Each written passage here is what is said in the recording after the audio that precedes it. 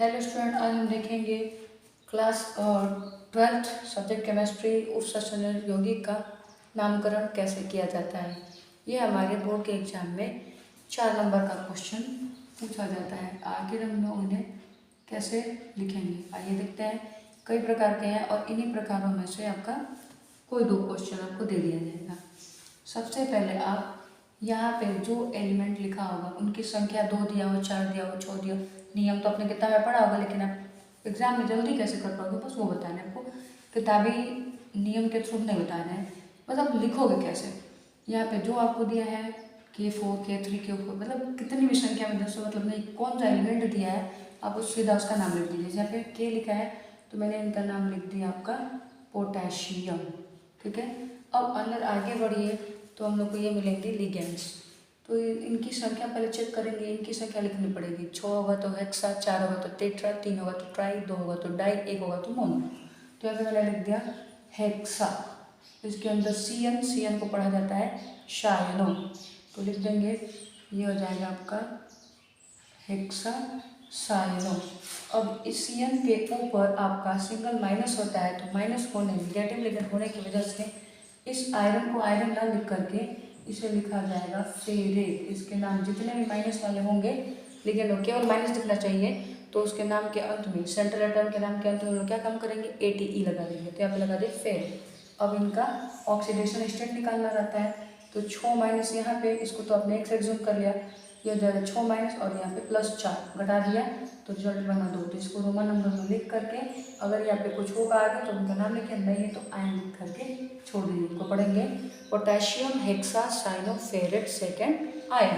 इसी प्रकार से ये चेक करते हैं, यहाँ पे Na लिखा है ना, इसके पहले कोई एलिमेंट दिया है नहीं तो उसका नाम नहीं लिखेंगे। इसके बाद चेक करेंगे इनकी संख्या 6 है तो पहला जगह हेक्सा, NH3 को पढ़ा जाता है एमीन, हेक्सा अमीन। और यहाँ पे चूंकि अमीन के ऊपर आयन जो होता है 0 होता है, अगर माइनस में रहता तो निकेलेट लिखते, लेकिन आयन 0 है, इनका नाम लिखना पड़ेगा।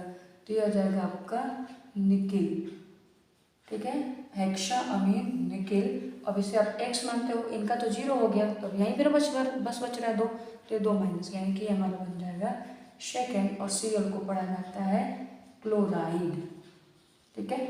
इसी प्रकार से इनको चेक करते हैं। देखिए यहाँ पे माइनस में भी आया है और आपका 0 भी आया, इसका मतलब आपका ये उदासीन है। तो कह लीजिए कि भी 0 में उसका आयन का मल्टीप्लाई तो 0 ही हो गया।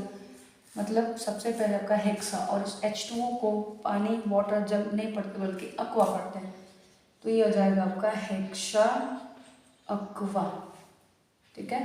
हेक्सा अक्वा 2 है तो die chloro, hexa aqua die chloro.